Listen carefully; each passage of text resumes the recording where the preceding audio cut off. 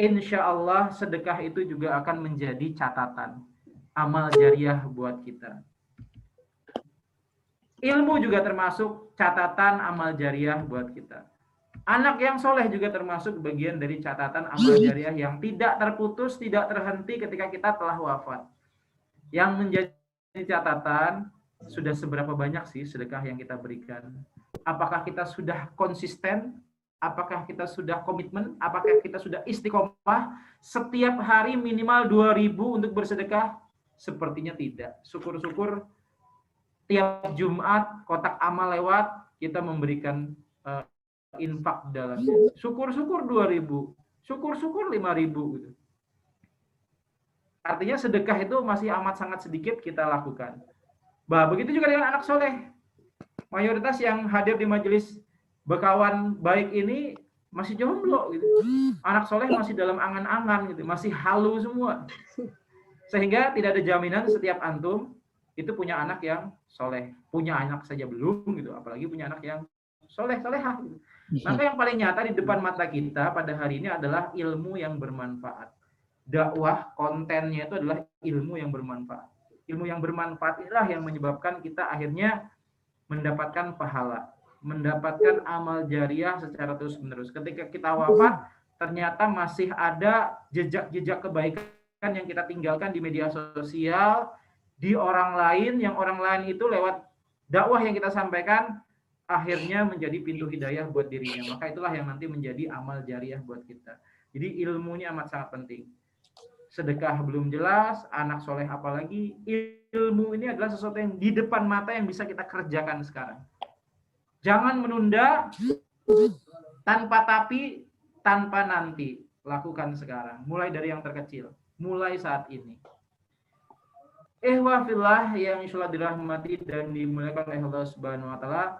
Pertanyaan selanjutnya, mengapa berdakwah dan mengapa harus berjamaah? Nah, ini menjadi catatan penting juga. Sebagai nilai plus dari kajian ini, ada tambahan mengapa harus berjamaah. Ternyata diperintahkan oleh Allah Subhanahu wa taala dalam surah Ali Imran ayat 104. Wal takum minkum ummatun yad'una ilal khair. Dan hendaklah di antara kamu ada segolongan umat yang menyuruh kepada al-khair. Al-khair itu ulama menerjemahkan adalah kebajikan, kebaikan, al-Islam.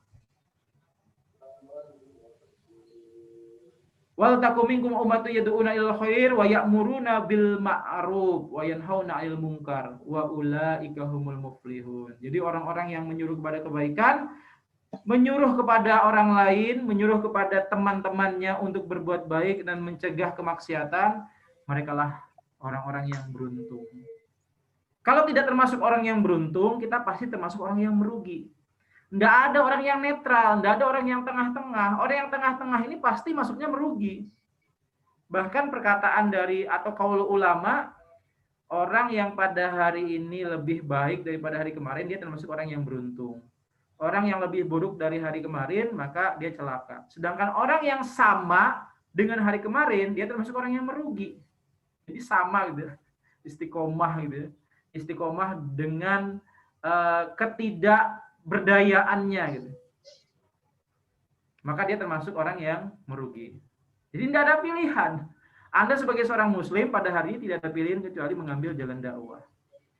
Nah, ini yang perkara yang amat sangat penting yang harus saya sampaikan malam hari dan teman-teman harus betul-betul serius menyimak. Bagaimana cara berdakwah agar Islam itu betul-betul tersampaikan dengan baik dan benar. Bagaimana caranya agar Islam itu tersampaikan dan betul-betul tersampaikan dan akhirnya menjadi bermakna kepada sasaran dakwah yang kita sampaikan kepada mereka. Maka sebagai pengantar berkaitan dengan cara berdakwah, itu dijelaskan dalam surah An-Nahl ayat 125. Ud'u sabili rabbika bil hikmah. Serulah kepada jalan Tuhanmu. Siapa yang diseru? Manusia. Dengan cara hikmah. Sebagian ahli tafsir, para mufassir itu menerjemahkan hikmah itu adalah menyentuh akalnya sehingga menyadarkan. Wal mau'izatil hasanah, kemudian dengan pelajaran yang baik. kita berdakwah itu dengan mengajarkan yang betul-betul tidak sekedar menyentuh akal, tetapi juga menyadarkan hatinya. Masya Allah. Menyentuh akal, menyadarkan hatinya. Kemudian, wal mau'izatil hasanah wajadilhum billati hiya ahsan. Dan debatlah mereka, bangun argumentasi dengan cara-cara yang baik pula, yang bisa diterima oleh akalnya. Bahkan pernah suatu ketika Rasul didatangi oleh salah seorang, ya bisa dikatakan dia adalah orang yang sedang belajar Islam gitu ya. Dia mengatakan kepada Rasulullah, "Ya Rasulullah, izinkan aku berzina." Kata Rasulullah, jika engkau mau berzina, maka lakukan saja, tapi ingat, jangan pernah berkata dusta. Selalu jujurlah kepadaku. Masya Allah. Kurang lebih redaksi bahasanya seperti itu. Sampai akhirnya dalam kesehariannya dia selalu ditanya oleh Rasulullah. Sampai akhirnya dia malu sendiri. Ini cara lain ketika Rasul berdakwah. Atau pernah juga suatu ketika ditanya berkaitan dengan zina gitu ya. Zina itu baik atau buruk gitu. Maka Rasul menyentuh pikirannya, kemudian mengguncang pemahamannya sampai akhirnya mempengaruhi hatinya. Kemudian Rasul mengajak dia berpikir, kalau seandainya ibu kandungmu dizinahi oleh orang lain, apakah engkau ridho? Oh, aku tidak ridho ya Rasulullah. Dia adalah ibuku. Dia adalah wanita yang paling aku cintai, yang paling aku hormati. Oke, kalau begitu kata Rasulullah. Bagaimana kalau misalnya kakak kandungmu atau adik kandungmu dizinahi oleh orang lain? Apakah engkau ridho? Apakah engkau setuju? Apakah engkau rela? Oh, tidak juga katanya. Nah, kemudian apakah engkau setuju, apakah engkau ridho, apakah engkau suka apabila anak gadismu dizinahi oleh orang lain? Oh, enggak mau. Sampai akhirnya yang bertanya ini malu sendiri dan akhirnya sadar kalau perbuatan zina itu menodai dan menghancurkan kehormatan orang lain, kehormatan keluarga. Nah, ini cara yang disampaikan oleh Allah Subhanahu wa taala ketika kita berdakwah dengan cara yang baik, menyentuh akalnya, mempengaruhi hatinya, menyadarkan hatinya. Dan ketika kita harus berargumen, menjelaskan sesuatu dengan yang baik, maka tempuhlah cara-cara yang sekiranya itu tidak sampai menyakiti orang lain. Benar isinya, indah caranya, bermanfaat, berpahala. Benar isinya, tepat waktunya, indah caranya, bermanfaat, berpahala. Masya Allah. Yang sering disampaikan oleh Ustadz Salim Afillah. Kalau mau dakwah, dan dakwah itu betul-betul menyentuh pikiran dan mempengaruhi hati, maka dakwahlah dengan memperhatikan kontennya, termasuk konteksnya. Nanti kita bahas secara detail di slide selanjutnya. Ihwafillah yang sudah dirahmati dan dimuliakan oleh Allah Subhanahu wa taala, sebagaimana dijelaskan hadis riwayat Muslim, dan ketika kita dakwah, kita harus memperhatikan perkara ini. Man ra'a mungkaron falyunkirhu biyadihi. Apabila kita melihat kemungkaran, kejahatan, kemaksiatan, maka ubahlah dengan biyadih. Ubahlah dengan tanganmu. Tangan di sini maksudnya kekuasaan. Kita misalnya ketua organisasi, kita misalnya ketua kelas, kita misalnya ketua tingkat, kita misalnya pimpinan perusahaan, ketua RT, kepala keluarga, dan lain sebagainya. Maka jika kita sanggup dengan tangan kita, dengan kuasa kita, maka ubahlah. Buat rule, buat regulasi, buat aturan. Yang sekiranya jangan sampai ada karyawan yang berdua-duaan. Bahkan jika perlu seperti roti durian Panglima itu tidak ada satupun karyawan yang perempuan. Semua karyawannya itu laki-laki. Kenapa? Untuk mengurangi interaksi yang tidak pantas. Interaksi yang malah menyebabkan maksiat. Nah, ini cara-cara yang bisa ditempuh yang kaitannya dengan kuasa kita. Waman lam yastati fabil lisani. Apabila kita tidak sanggup dengan tangan kita, maka dengan lisan kita. Sampaikan dengan cara-cara yang kita mampu, yang kita sanggup gitu. Kalau misalnya dirasa ini sudah baik, tapi bagi orang lain ini kok kayaknya kamu malah memfitnah kami, Misalnya kita mengatakan, teman-teman, jadilah kita orang-orang yang jujur. Santun banget ya, jadilah kita orang-orang yang jujur. Tapi ada saja teman kita yang baper. Loh, kamu nuduh kami berdusta, nuduh kami berbohong, gitu. Langsung baper, langsung tersinggung. Gitu. Padahal kita sudah menyampaikan dengan cara yang baik. Dan kita tidak mengatakan kepada teman-teman kita, woi, bejo, pembohong kamu itu, tidak boleh bohong itu, neraka misalnya. Itu kan caranya tidak baik. Padahal kita sudah menggunakan cara yang baik gitu. Cara baik di lisan kita, cara baik yang kita lakukan, ya tidak semua orang bisa menerima gitu ya. Karena kita dalam dakwah ini kadang-kadang juga harus berhadapan dengan orang-orang yang baperan gitu ya. Ini kadang-kadang merepotkan gitu ya. Sebaik apapun perkataan kita, banyak juga yang tidak suka. Seburuk apapun perkataan orang lain, ternyata masih ada yang suka gitu. Ini memang sudah sunatullah gitu.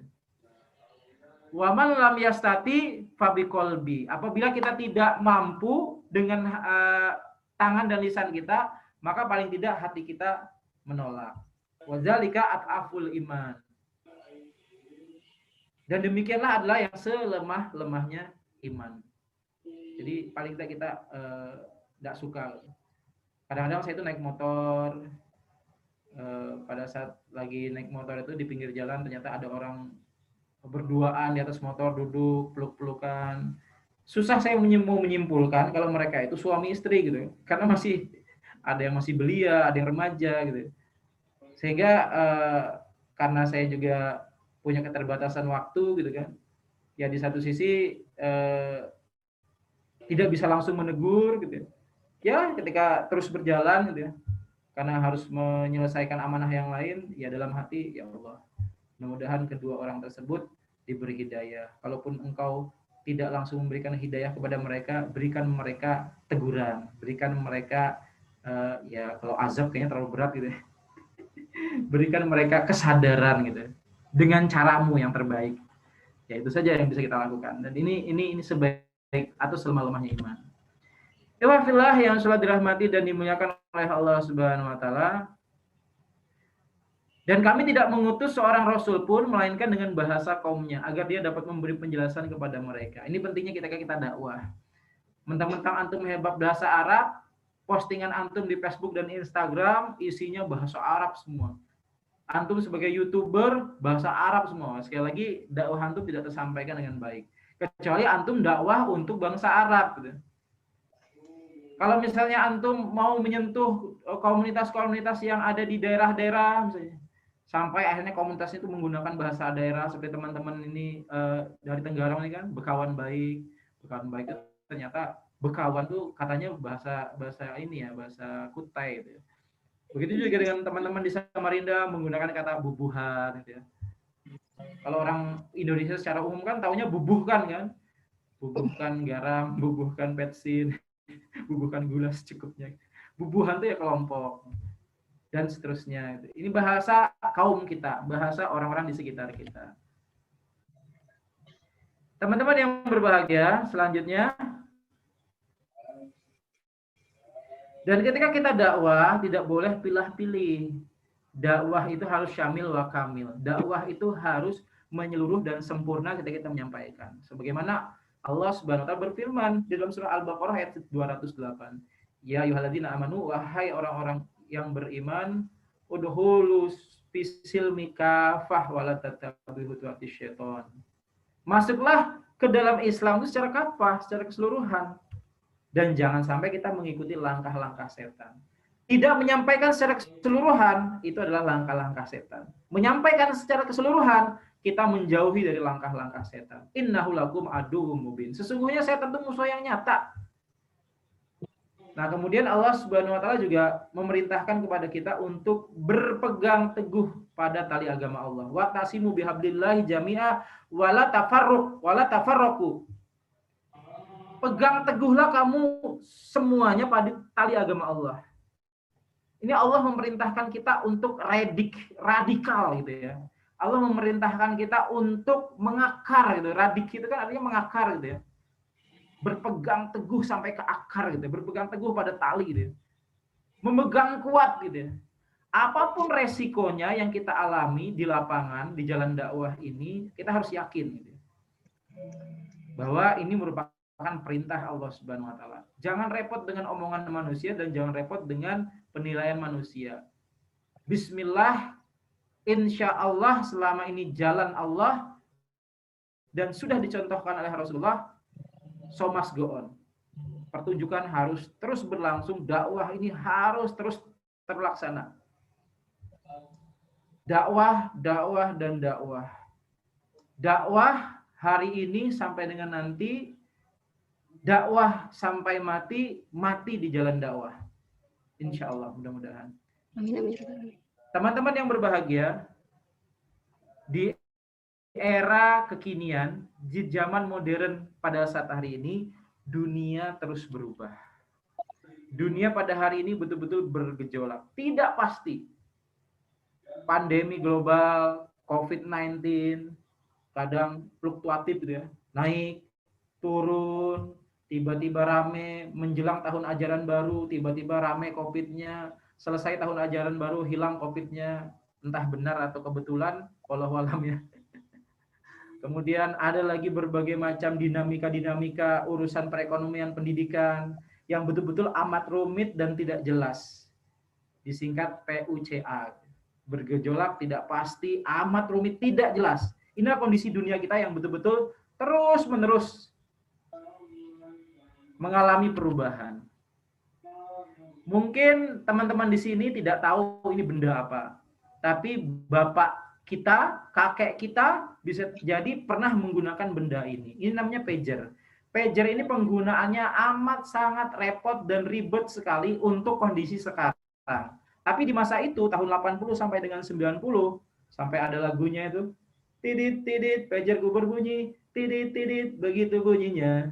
Yang menyanyikan lagu ini siapa? Ternyata yang menyanyikan lagu ini siapa? Neo ya. Generasi yang dekat-dekat dengan salah satu DJ-nya Hero tuh. Populer sekali ini, populer sekali. Cara penggunanya bagaimana?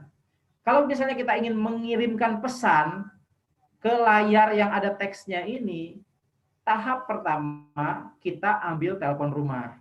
Kemudian kita menelpon pusat operator yang berkaitan dengan pager. Kemudian kita sampaikan kepada operator, misalnya operatornya mas-mas atau mbak-mbak gitu ya. Mas, mbak, tolong sampaikan ke nomor ID ini. Bla bla bla bla dan seterusnya. Apa pesannya, Dek? Pesannya adalah tolong jangan lupa nanti malam kita ketemu di masjid misalnya gitu ya. Oke, baik, saya rekam, saya ketik. Saya ulang ya. Jangan lupa nanti malam kita ketemuan di masjid. Kemudian kita mengkonfirmasi, oh iya benar, ya sudah. Kita tutup teleponnya, kemudian nanti operator akan mengirimkan kemana? Ke pager ini. Kemudian nanti pagernya bunyi, titit, gitu. Dan pesannya masuk. Apakah bisa dibalas? Tidak bisa dibalas. Lewat sini tidak bisa balas. Cara balasnya apa? Ambil telepon rumah, hubungi operator, sampaikan apa yang mau kita sampaikan, nanti operator yang mengirimkan ke pager yang kita punya. Kalau kita punya pager. Ribet ya, repot sekali. Dan akhirnya pager milik Motorola ini tenggelam, menghilang, tidak ada. Karena sudah tidak pantas lagi muncul di zaman sekarang. Tapi di masa itu, anak muda, anak gaul, itu ya sudah menjadi mainan mereka sehari-hari. Keren lah gitu ya, sudah keren banget kalau sudah punya pager, termasuk anak muda yang hidup dengan kemewahan gitu. Ternyata berubah dari pager akhirnya berubah menjadi handphone. Mungkin ada sebagian antum yang pernah menggunakan handphone ini, kalaupun misalnya tidak, kakak antum, orang tua antum atau kakek antum gitu. Dan saya masih menyimpan sebagian handphone yang ada di sini sebagai kenang-kenangan di masa yang akan datang. Dan akhirnya berubah, akhirnya hilang. Kalau misalnya mereka tidak berubah, maka siap-siap punah. Nokia yang begitu populernya di masa itu, tahun 90-an dan awal-awal tahun 2000, 2005 saya tuh masih pakai Nokia gitu, yang monokrom. Di sini kayaknya enggak ada ya. Nokia saya paling terbaru pada saat itu. Enggak ada kayak di sini. Dan ternyata berubah. Dan ketika Nokia berubah, perubahannya lamban, ya akhirnya tertinggal. Nah, mungkin teman-teman juga pernah melihat ini, tapi pasti tidak pernah menggunakan gitu. Kalaupun ada menggunakan, pasti legend banget, punya bapak kita atau kakek kita. Gitu. Ini merupakan kamera yang ada rollnya. Untuk bisa melihat fotonya itu harus dibawa ke tukang cuci dulu. Bukan tukang laundry ya. Tukang cuci foto. Dicuci, kemudian akhirnya nanti bisa kita lihat fotonya. Jadi lama prosesnya. Perlu waktu 3 hari sampai dengan seminggu supaya kita bisa melihat foto kita itu. Apakah matanya terpejam atau melek gitu.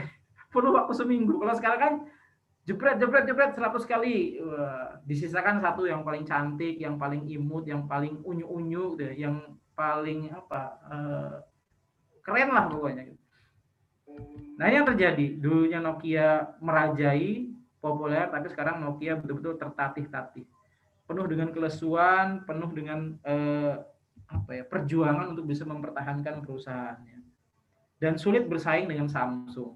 Bahkan kalau misalnya Samsung ini lengah, hati-hati saja. Oppo, Xiaomi, Redmi, dan Vivo dan kompetitor yang lainnya siap-siap saja akan menggilas Samsung. Termasuk iPhone dan Samsung ini kalau lengah sedikit saja, maka siap-siap saja akan digantikan oleh Redmi. Redmi dengan harga murah, terjangkau, speknya sama gitu.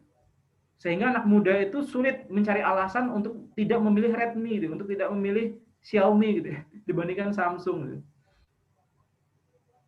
Saya objektif ngomongnya seperti ini ya. Walaupun HP saya sekeluargaan ini Samsung semua gitu. Tapi kalau Samsung tidak bertahan dengan inovasinya, dengan kreativitasnya, siap-siap akan tergilas. Kalau tidak mau berubah, siap-siap punah. Makanya Samsung itu kan terdepan bikin HP lipat.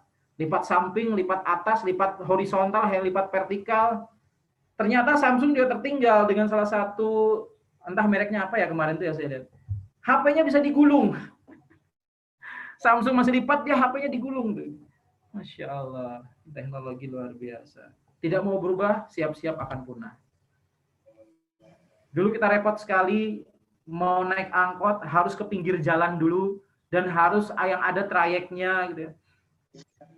Harus ada tempat di mana taksi itu melintas. Ojek juga kita harus ke pangkalan ojek. Sekarang dengan Gokarnya, dengan Gojeknya, dengan Grab dan seterusnya mempermudah hidup kita. Apa-apa semua diantar ke rumah, apa-apa bisa dijemput di rumah. Bahkan Tokopedia sekarang katanya sudah bekerja sama dengan Gojek. Jadi apa-apa yang sekiranya itu kita pesan di Tokopedia itu akan diantar lewat Gojek. Walau alam itu sudah direalisasi di Jawa atau belum? Baik, ikhwafillah yang sangat dirahmati dan dimuliakan oleh Allah Subhanahu wa taala, berkenaan dengan dakwah atau gagasan yang kita sampaikan akan tetap menjadi gagasan kalau tidak pernah disampaikan. Oleh karena itu yang namanya gagasan harus disampaikan. Tidak boleh tidak disampaikan, berbahaya sekali kalau misalnya gagasan itu tidak disampaikan. Tapi yang jadi masalah ketika kita menyampaikan gagasan itu sudah sesuai dengan pasarnya atau bagaimana, maka kita harus menyimak secangkir kopi ini. Secangkir kopi ada kopinya dan ada tempatnya. Nah, menurut Mbak Azizah Nuha nih, mana yang lebih penting? Kopinya atau cangkirnya? Kopinya kali. Kopinya ya, oke. Kalau misalnya Mbak Azizah ketemu di jalan ada durian gitu ya, isinya doang tapi tidak ada kulitnya, pasti Mbak Azizah tidak mau mengambilnya. Ih jorok, kotor, kena telek gitu ya. Ih kotor, kena debu dan seterusnya. Nah itu pilihan Mbak Azizah gitu. Kemudian, siapa di sini? Mbak Dian, halo Mbak Dian, menyimak atau tidak ini? Halo Mbak Dian. Halo? Iya Ustaz. Oh menyimak. Ini dia. Oh beda akun ya. Kalau menurut Mbak Dian, tapi saya menebak Mbak Dian ini lebih mementingkan konteksnya gitu ya. So tahu gitu. Gimana Mbak Dian? Isinya, kontennya, atau cangkirnya, konteksnya? Atau ada jawaban lain? Dua-duanya gimana Ustaz? Oh boleh dua-duanya. Alasannya apa? Kalau cuma konteks nanti nggak ada kontennya. Kalau cuma kontennya mau ditaruh di mana kalau nggak ada konteksnya? Oke baik. Nah ini ciri anak ngaji yang sudah senior gitu ya. Yang lain ini harus banyak berkomunikasi, berkoordinasi, berteman, sering-sering kopi darat gitu ya. Tadi Tenggarong kan sudah ada itu ya, pohon-pohon avatar tuh ya, yang keren banget itu. Kemarin Mas Andri jalan-jalan ke situ itu, keren banget. Di situ kopi darat santai sambil ngopi sambil makan kacang goreng, makan jagung rebus sambil ngobrol, masya Allah, keren banget itu. Makanya komunitas itu kalau misalnya terus menerus di Zoom nanti boring juga, harus sering-sering kopi darat. Konten dan konteks, masya Allah. Kalau dalam dunia bisnis itu ada namanya uh, uh, kemasan dan value gitu ya. Kalau mau sukses bisnis, perhatikan kemasannya dan perhatikan value atau nilai tambahnya apa. Abaikan yang masalah bisnis itu sebagai maklumat atau tambahan saja. Maka kalau kita berbicara konten dan konteks, keduanya ini tidak terpisahkan. Kita ambil contoh. Ada kopi, sebut saja misalnya ini Starbucks gitu ya. Starbucks atau Starbucks gitu ya. Kemudian yang satunya ini adalah kopi hitam warung Acil Banjar. Nah, misalnya. Yang satunya kopi hitam Acil Banjar nih harganya 5.000, sedangkan kopi hitam yang satunya ini harganya 50.000. Wow, kita mulai traveling gitu ya. Kita mulai membayangkan. Pikiran kita mulai kemana-mana gitu. Oh iya. Mungkin karena ini namanya kopi hitam. Jadi harganya 5.000. Sedangkan yang ini Ustadz namanya Black Cafe. Karena bahasa Inggris meningkatkan value, meningkatkan nilainya. Ditambah lagi dikemas dengan baik nih Ustadz. Ada logonya, kemudian gelasnya juga gelas styrofoam, dihidangkan di kursi yang tinggi, tempatnya instagramable, AC-nya dingin banget gitu ya. Kalau misalnya berdua dengan pasangan, masya Allah, dingin-dingin hangat gitu ya. Wah, dingin-dingin hangat, sehangat rindu. Ihwafillah yang sudah dirahmati dan dimuliakan oleh Allah Subhanahu wa taala, inilah yang membedakan orang yang bisa mengemas dan bisa memberikan value dengan orang yang kurang mengemas dan value-nya sedikit. Sehingga wajar harganya berbeda.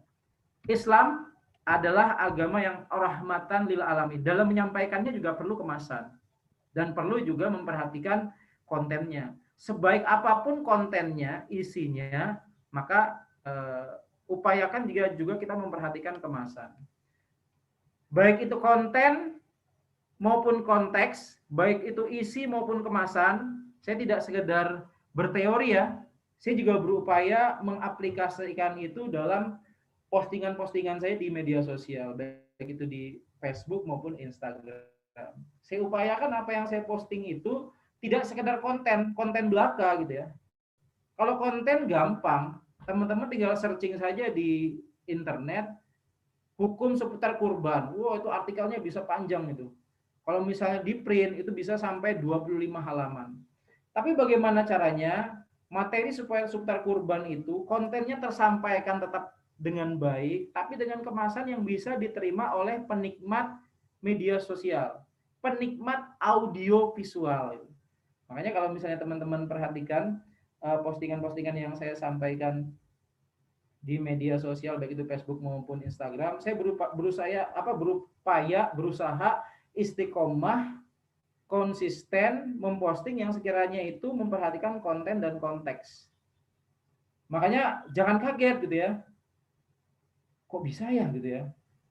Ustadz A, Ustadz B itu followersnya banyak. Ternyata buah dari konsistensi, buah dari keistiqomahan dia ketika memposting sesuatu itu memperhatikan konten dan konteks, memperhatikan isi dan memperhatikan kemasan pula gitu. Kalau misalnya Instagram antum isinya cuma hidung doang, gara-gara hidung antum yang paling keren gitu ya, atau mata antum semua gara-gara mata antum adalah mata yang paling keren gitu.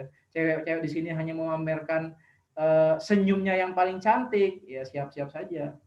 followersnya itu bukan bertambah, bahkan malah bisa berkurang, bahkan minus 10 followersnya. Masya Allah. Followers minus tuh kayak apa ya?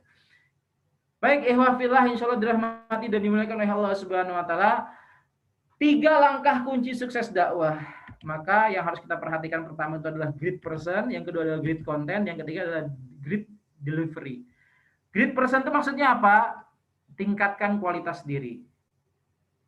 Dengan terus memahami bahwa yang namanya dakwah itu tidak sebatas naik mimbar, berbicara di belakang meja gitu, berdiri di depan orang banyak, orasi, harus seperti Ustadz Adi Hidayat dulu, harus seperti Ustadz Abdul Somad dengan orasinya, harus seperti Ustadz Omar Mita dengan berbagai macam hafalan dan retorika yang sangat lancar dan seterusnya gitu.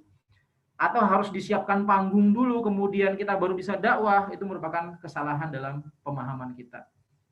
Yang namanya great person adalah orang yang punya pemahaman yang bijaksana, pemahaman yang sederhana tetapi menyeluruh. Rasul pernah suatu ketika menyampaikan tentang perkara Islam, di akhir dakwah beliau, di akhir pesan beliau, disampaikan kepada seluruh jamaah, baliul ani walau ayah. Sampaikan walau hanya 1 ayat. Padahal orang Islam ini kan minimal hafal 4 ayat ya. Al-Ikhlas.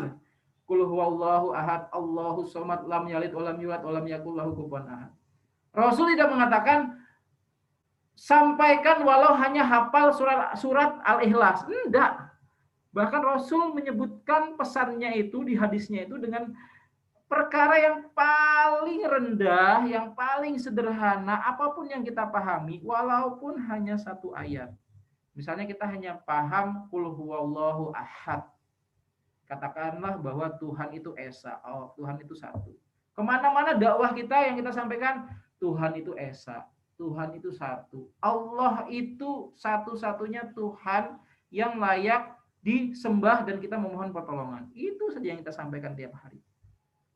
Atau kita hanya hafal 1 hadis gitu ya. Kemana-mana yang disampaikan inna amalu binniat. Itu terus gitu. Nggak ada masalah, nggak ada problem. Tinggal bagaimana caranya konten yang kita miliki, yang kita pahami, itu bisa tersampaikan kepada orang lain sesuai dengan pemahaman yang kita miliki, sesuai dengan kemampuan yang kita miliki. Kontennya itu saja, tapi bagaimana caranya kita bisa mengemas dengan baik. Jadi begitu ya, teman-teman harus pahami bahwa sekali lagi yang namanya dakwah itu setiap jalan yang kita lakukan untuk menebarkan dan menyebarkan kebaikan. Atau segala upaya yang mendukung, mensupport sekecil apapun dalam menebarkan dan menyebarkan kebaikan, itu dakwah.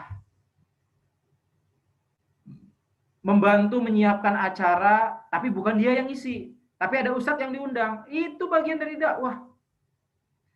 Saya tidak bisa menyiapkan, saya juga tidak bisa menyampaikan dakwah, tapi saya punya sepeser uang nih, 1 juta buat teman-teman dikelola untuk aktivitas dakwah teman-teman. Masya Allah, 1 juta yang kita sumbangkan itu merupakan 1 juta bernilai di jalan dakwah. Dapat pahala dakwah. Ustadz, saya ini bisanya cuma edit-edit Ustadz. Saya ini bisanya cuma buat poster Ustadz. Saya tidak bisa dakwah, tidak bisa nyiapkan. Angkat-angkat juga saya tidak bisa karena saya fisiknya lemah. Saya cuma bisa mainnya edit-edit. Kemudian buat poster di laptop, di komputer, di handphone, dan seterusnya. Itu juga bagian dari dakwah. Masya Allah. Sholat Jumat, diantara kita mungkin ada yang pengurus masjid gitu ya. Sholat Jumat perlu khotib, kita nyari khotib. Ketemu khotib, akhirnya dia menyampaikan khutbahnya ketika sholat Jumat. Kita juga telah menjadi bagian dari kehidupan dakwah ini. Ingat, dakwah itu adalah pengorbanan kita dalam urusan menyukseskan, menebarkan, dan menyebarkan kebaikan di tengah-tengah kehidupan umat. Yang kedua, great content. Kalau great content itu pastikan bahwa sumbernya berasal dari Al-Quran dan berasal dari As-Sunnah. Berasal dari Kitabullah wa Kitabur Rasul. Nah, kemudian yang ketiga, great delivery. Bagaimana caranya kita bisa menyampaikan sesuai dengan kadar kemampuan kita dan sesuai dengan sasaran dakwah kita. Dakwah dengan anak-anak kecil lebih suka dengan bercerita. Entah itu ceritanya fiktif atau cerita nyata yang berasal dari Al-Quran, silakan. Dengan anak-anak muda, anak-anak remaja, lebih suka juga cerita-cerita yang sifatnya itu menyentuh, yang ada di sekitar dia. Apa saja? Berkaitan dengan masalah pergaulan, pacaran, game, kemudian komunitas, gitu ya, lifestyle dan sebagainya. Itu kesukaan anak muda. Itu yang harus kita sesuaikan. Ihwafillah yang sudah dirahmati dan dimuliakan oleh Allah Subhanahu wa taala, wasilah dakwah atau sarana dakwah itu amat sangat banyak. Tidak ada alasan buat kita untuk tidak mau berdakwah. Nak 1000 daya, tak nak 1000 daleh. Kalau kita memang mau, kata orang Malaysia, maka akan ada 1000 usaha yang kita lakukan. Nah, kalau tidak mau, ini repotnya. Kalau sudah tidak mau dakwah, maka akan ada 1001 alasan untuk tidak mau berdakwah. Apa saja sarana dakwah yang bisa kita manfaatkan? Kita punya lisan untuk berbicara. Kita bisa menulis sesuatu di media cetak, di media elektronik. Kemudian kita juga bisa melukis. Buat teman-teman yang mengerti kaligrafi, yang mengerti art, yang mengerti dunia seni, atau dengan audiovisual. Bisa juga gitu. Lewat media sosial, lewat konten-konten kita di blog, konten-konten kita di Facebook, konten-konten kita di Insta Story atau di status WA gitu ya. Makanya kalau misalnya teman-teman nge-set WA saya itu berusaha juga istiqomah, konsisten. Setiap harinya itu mengupayakan jangan sampai status kita itu kosong. Posting segala sesuatu yang berkaitan dengan kebaikan. Ketika kita menjadikan Islam ini sebagai poros dakwah, poros kita berpikir, maka tidak ada satupun yang ada dalam pikiran kita selain dakwah, dakwah, dakwah. Karena hidup kita terbatas. Bagaimana dengan hidup yang terbatas ini bisa beramal yang pahalanya tak terbatas. Masya Allah. Atau dengan yang paling penting adalah akhlak, budi pekerti. Memberikan contoh, keteladanan. Kalau cuma teori-teori terus, dikhawatirkan kita termasuk apa yang disampaikan oleh Allah Subhanahu wa taala. Ada orang yang menyampaikan suatu kebaikan, padahal kebaikan itu dia sendiri tidak melakukan. Makanya sampaikan apa yang kita sanggup. Ketika kita berbicara tentang media dakwah, khususnya di media sosial, maka lakukan setiap apapun yang kita lakukan, itu kita inspirasi orang lain supaya juga melakukan. Ini yang pentingnya, ya pentingnya akhlak atau budi pekerti atau keteladanan. Kita tidak bisa memungkiri bahwa fenomena ledakan informasi itu amat dahsyat dalam kehidupan kita sehari-hari. Setiap detik itu ada begitu banyak konten yang tersebar. Baik itu konten yang baik atau konten yang buruk. Isinya fitnah, gibah, atau isinya adalah dakwah. Dan yang menjadi produsen terbesar itu adalah media sosial. Hidup kita pada hari ini tidak bisa dipisahkan dengan media sosial. Medan dakwah di masa Rasulullah itu cuma di sekitar pasar, masjid, sekitaran Ka'bah, titik-titik berkumpul para sahabat, titik-titik berkumpul kaum Quraisy dan lain sebagainya. Tapi sekarang titik berkumpul kita, apalagi di era pandemi, di masa COVID-19 ini, kita lebih sering pertama yang kita buka itu biasanya WhatsApp atau Line gitu. Kedua bisa jadi Instagram. Ketiga Facebook. Keempat bisa jadi YouTube. Bisa jadi Twitter. Apa ini? Pinterest. LinkedIn dan seterusnya, banyak sekali. Kalau saya secara pribadi hampir setiap hari itu tidak bisa melepaskan dari satu WhatsApp, 2 Instagram, Facebook itu sekali saja. Kalau yang setiap hari itu pasti 2 itu, karena utamanya dakwah saya itu di situ, di Instagram dan di WhatsApp. WhatsApp kayaknya sudah menggantikan ini ya, SMS ya. Hampir semua pesan itu jarang sekali masuk lewat SMS, tapi lebih cenderung ke WhatsApp. Jadi mau tidak mau harus membuka WhatsApp setiap harinya. Dan WhatsApp juga menjadi ladang dakwah kita. Share saja itu.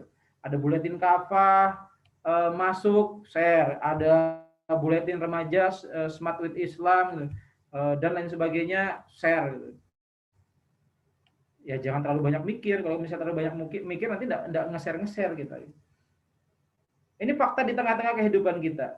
54,68% itu pengguna internet khususnya di Indonesia. Bahkan data terbaru yang ada anak posting di Instagram itu, tahun 2020 pengguna internet di Indonesia itu sudah mencapai hampir berapa di sini disebutkan? 64%, Masya Allah. Jadi jauh sekali, sudah signifikan sekali perubahannya. Yang awalnya 54% sampai nyaris 64% sekarang. 2017, 2018, 2019, 2020. 3 tahun itu naiknya 10% pengguna internet. Kemudian pertumbuhannya juga luar biasa. Tidak ada yang menurun, naik terus. Dan pengguna internet terbesar itu ternyata di usia 19 sampai dengan 34 tahun. Dan layanan yang diakses itu kebanyakan adalah media sosial, chatting. Ada postingan Instagram, komentarnya itu yang lucu-lucu biasanya. Postingannya cuma satu, tapi ternyata komentarnya itu yang lucu-lucu.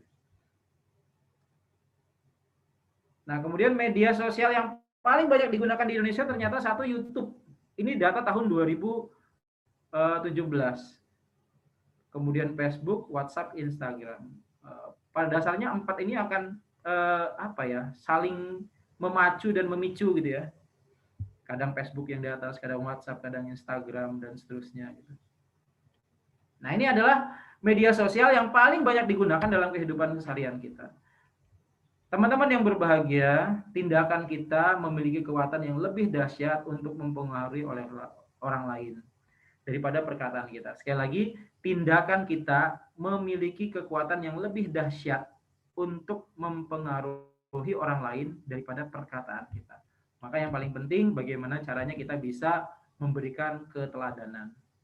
Teman-teman yang berbahagia, sebagai penutup di sesi ini bisa kita simpulkan bahwa dakwah merupakan aktivitas yang mulia. Bukan sekedar persoalan menyampaikan pesan kebaikan, tapi bagaimana menghasilkan sebuah perubahan untuk membangun sebuah peradaban. Demikian yang dapat saya sampaikan. Mudah-mudahan bermanfaat. Mari kita bersama meniti jalan dakwah ini agar kebaikan Islam menebar, tersebar, dan akhirnya Islam menjadi rahmatan lil alamin. Sementara saya kembalikan kepada Mbak Azizah. Akhirul kalam. Assalamualaikum warahmatullahi wabarakatuh.